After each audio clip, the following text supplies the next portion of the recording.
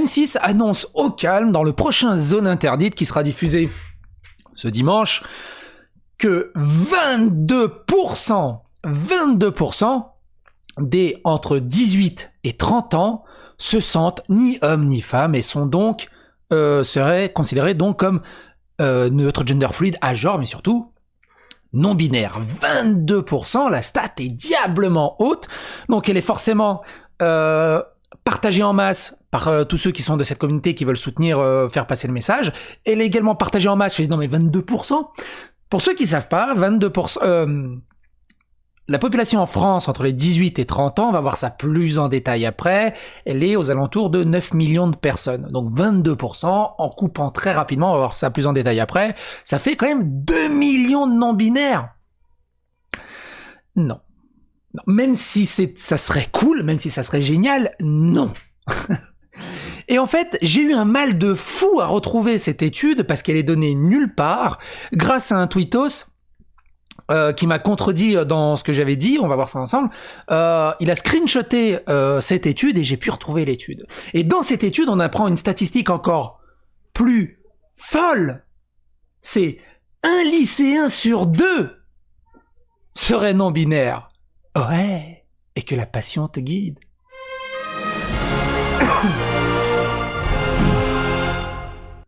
Donc ça a beaucoup fait parler sur les réseaux sociaux récemment, Zone Interdite, qui annonce 22% des Français entre 18 et 30 ans se sentent ni hommes ni femmes, ils se disent neutres, gender fluide, agenre et non-binaires, alors tendance éphémère ou mutation profonde de notre société, ni filles ni garçons, enquête sur ce nouveau genre dimanche à 21h05 sur M6. Par contre, quand tu regardes le truc, pourquoi ils sont pas allés encore plus loin ?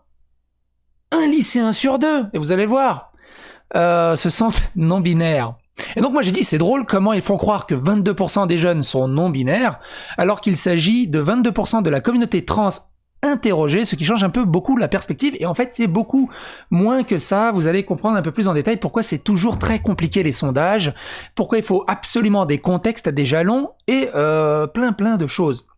Alors, je suis pas totalement néophyte de ce côté-là, un de mes premiers boulots quand j'étais à l'université, j'étais télésondage. C'est les gars qui te cassent les couilles. Oui, c'est pour faire un sondage. Est-ce que vous auriez 45 minutes de votre vie à m'accorder, s'il vous plaît? C'est 20 centimes du sondage. J'ai fait ça pendant 6 mois. C'est l'enfer. Mais bref, on peut tout et dire tout et n'importe quoi avec des chiffres. Mais ça reste globalement un ordre d'idée. Les chiffres peuvent être extrêmement intéressants si tu arrives à les remettre dans leur contexte et tu arrives à les contextualiser dans leur truc. Il faut pas les prendre comme des chiffres absolus, comme on va le voir maintenant, et vous allez, je pense, être relativement d'accord avec moi. Et donc c'est Boom Boom qui m'a dit c'est totalement faux. Et il m'a posté ce truc, l'adhésion à différentes affirmations concernant la place des jeunes et la place des femmes dans la société. Et là, j'ai pu taper enfin cette phrase sur Google et enfin tomber sur le bon sondage. Et on va voir ça plus en détail. Donc le sondage, c'est celui-là, parce qu'évidemment, M6 ne dit pas. J'ai beau taper IFOP, relations sexuelles, orientation sexuelle, genre, transgenre, j'ai impossible de retrouver le sondage. C'est un vrai merdier. Personne ne cite la source, nulle part. Gros merci à toi, Boom Boom, pour avoir screenshoté. Comme ça, j'ai pu le retrouver avec des mots-clés. Et donc, il s'agit de ce sondage pour Marianne, fracture sociétale, enquête auprès des 18-30 ans, qui a été établi en novembre 2020. Ça, c'est un truc qui fait 70 pages, mais Zone Interdite se beugle sur 2 pages de ce méga sondage. Et nous, on va juste regarder ce passage-là, pour vous faire comprendre. Avant toute chose, alors, d'abord ici, la méthodologie, c'est très important. Quand on fait un sondage, on peut le faire de plein de façons différentes. Ici, on a appliqué la méthode des quotas. On va revenir plus en détail. L'échantillon, c'est l'enquête a été menée auprès de 1006 personnes représentatives de la population française âgée de 18 à 30 ans. Ça, c'est le point de départ. Ensuite, il y a la méthodologie des quotas. La représentativité de l'échantillon a été assurée par les méthodes des quotas. Sexe, âge, profession de la personne interrogée auprès de la stratification par région et catégorie d'agglomération. Mais le document ne précise pas le pourcentage de ces quotas. Et là, pour moi, tous les chiffres peuvent être interprétés n'importe comment. Parce qu'on ne sait pas si, dans ces quotas, alors, pour l'avoir fait pendant 6 mois, j'appelais pour l'insécurité en Île-de-France et plein d'autres sondages. On avait un système de quotas. On avait un énorme tableau blanc et il y avait 15 à 18 ans, 18 à 20 ans, 18 à 30 ans, bref, hommes, femmes, de droite, de gauche, ménagères, avec enfants, bref, plein de catégories et de sous-catégories. Et dès qu'un quota était atteint, genre il fallait faire 10% de femmes au foyer qui ont 2 gamins mais qui travaillent, une femme de 45 ans qui travaillait pas mais qui avait un gamin mais qui était divorcée, tout ça c'était des quotas, et une fois que les quotas étaient remplis, quelqu'un passait sur le tableau, il mettait une grosse croix, et si quelqu'un décrochait et dit « Ah mais je peux répondre à votre sondage, j'ai énormément de temps !» et tu regardais, fait « Ah malheureusement, vous rentrez plus dans les quotas, je peux pas vous prendre. Ah mais j'ai vraiment envie de vous en plus, oui je sais, c'est 45 centimes, je pourrais gagner 45 centimes, mais non je peux pas. Mais je peux mentir si vous voulez. » J'ai des anecdotes de fou de ce côté-là. Un jour peut-être. Donc c'est pour ça que les quotas, si tu connais pas le nombre, parce que c'est quoi les quotas? Est-ce que parmi ça, il y avait 10% de gays, 20% de gays? Est-ce qu'il fallait qu'il y ait 60% de trans? Les quotas sont cachés et ça, c'est pas bien. Par contre, ce qui est intéressant au niveau de l'IFOP, alors en recherchant plein de sondages, je suis tombé sur d'autres sondages, évidemment. Je suis tombé sur un sondage qui est assez intéressant, qui est Tell Me the Truth. Les LGBT, le coming out, la fin du placard et le problème de ce côté-là. C'était une étude qui a été publiée le 2 octobre 2018 de François Kraus. Et ici, il y a le quota. La méthodologie est la même sur un système de quotas, mais l'échantillonnage a été décrit.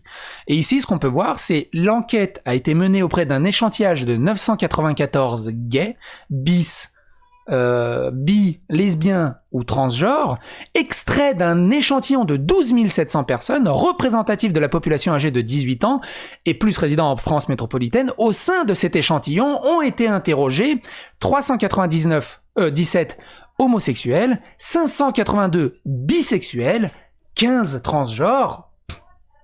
Et parmi ces 15 transgenres, on retrouve un pourcentage un peu ou prou d'une vingtaine de pourcents de non-binaires.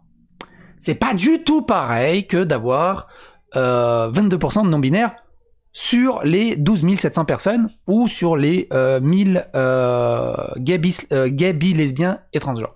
Alors, juste pour la blague, je vais vous dézoomer un peu pour voir. Juste pour la blague, j'étais tombé sur un autre sondage. Oula, où tu vas toi?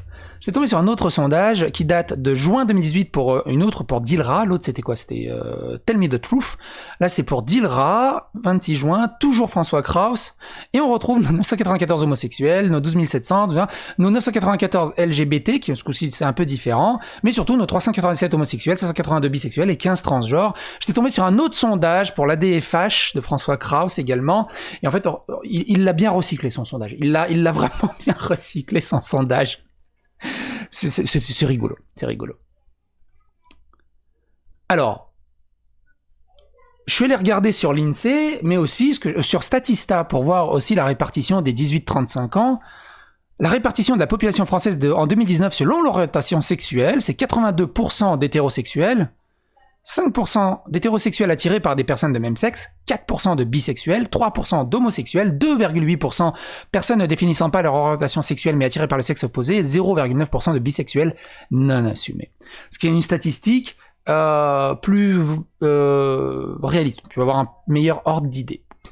De ce côté-là aussi, n'hésitez pas, évidemment, alors avant de rentrer dans les détails toujours, n'hésitez pas, si vous avez un Google Home, éclatez-vous, tout simplement. Quand on m'a dit il y a 22% de non-binaires en France, j'ai fait non. J'ai fait hey Google, quelle est la population des États-Unis? En 2019, les États-Unis comptaient 328 230 330 millions d'Américains. Hey Google, quelle est la population transgenre aux États-Unis?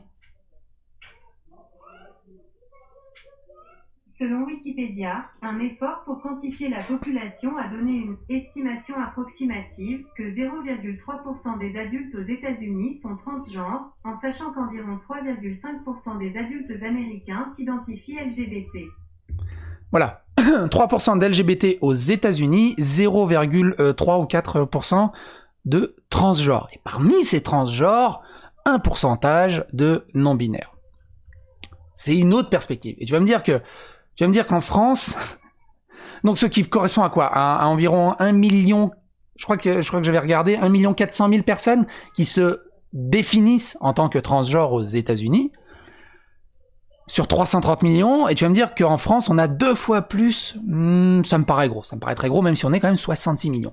Et donc de ce côté-là, en fait, ce qui est assez intéressant, c'est, donc à la page 62, c'est la fameuse question, donc la page 62 doit être par là.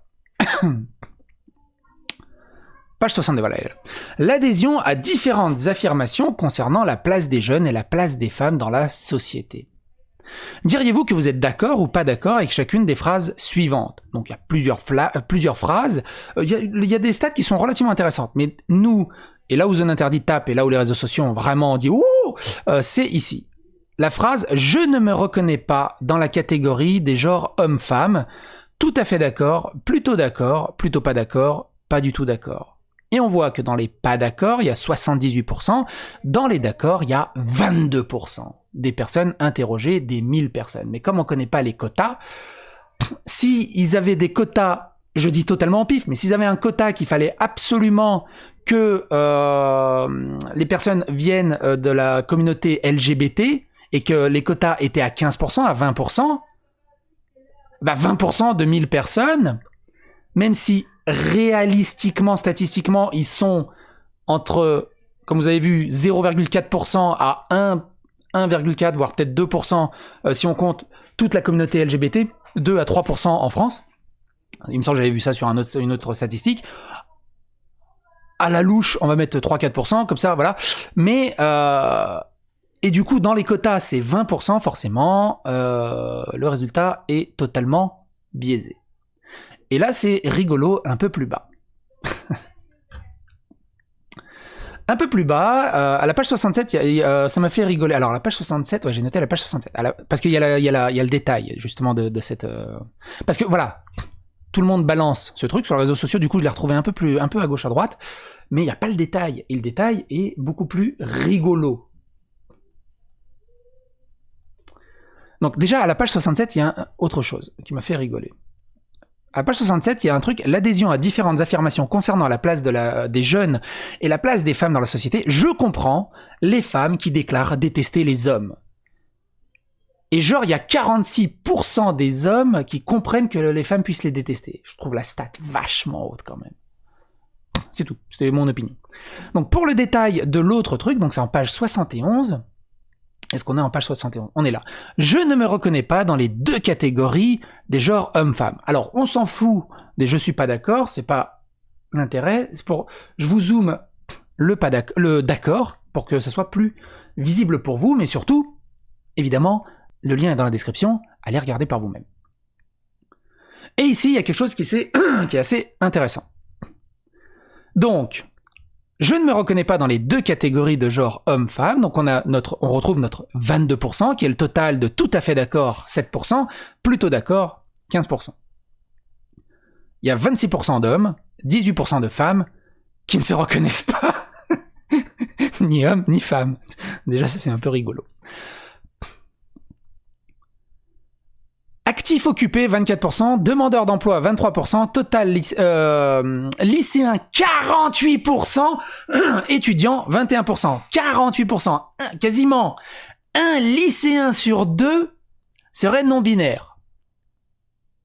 Si tu mets pas de jalon, pas de contexte et que tu vends le pourcentage comme si c'était représentatif de toute la population en fait. C'est pas possible. C'est même si t'aurais envie. Moi, limite, je kifferais. Pourquoi pas? Mais c'est pas possible. Ou alors, il y a un lycéen sur 2 sont des gros trolls. Mais ça m'a fait marrer.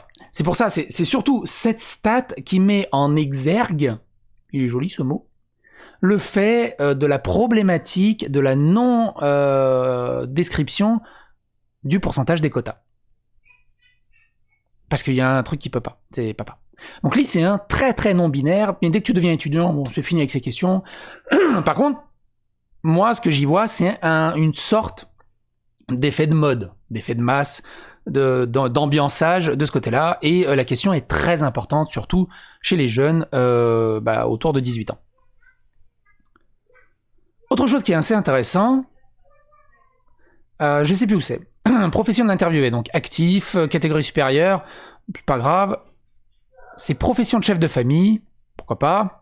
C'est niveau d'éducation. Niveau d'éducation, supérieur au baccalauréat à 18%, donc qui se considère comme non-binaire. Diplômé au supérieur 21%, bac plus 2, niveau bac plus 2 14%, baccalauréat 22%, inférieur au baccalauréat 33%, CAP BEP 29%, pas de diplôme, ou alors un CAP BEPC de bas de gamme, on va dire, entre guillemets, 41%. Alors, il y a une tangente qui se dégage. Plus t'es con, plus t'es non-binaire. C'est horrible comme stat, de prendre ça, les choses comme ça. Les stats parlent d'elles-mêmes. C'est pour ça les statistiques, on peut tordre leurs testicules dans n'importe quel sens et faire dire absolument tout ce qu'on veut. Quand on regarde un sondage, il faut absolument mettre le contexte, les jalons et ne pas déborder. Parce que tu peux tout faire dire à des chiffres. Donc faites attention aux chiffres. Bref, c'était assez rigolo. Et vous? Du coup, dites-le dans les commentaires. Est-ce que vous vous sentez... Est-ce que vous avez du mal à vous reconnaître dans le modèle homme-femme? Tout à fait d'accord, plutôt d'accord, totalement pas d'accord, plutôt d'accord. Et on se retrouve pour d'autres vidéos. N'hésitez pas à partager autour de vous, à liker, à commenter, à clocher, à vous abonner. Et c'est tout, je crois que j'ai tout dit. Bye bye.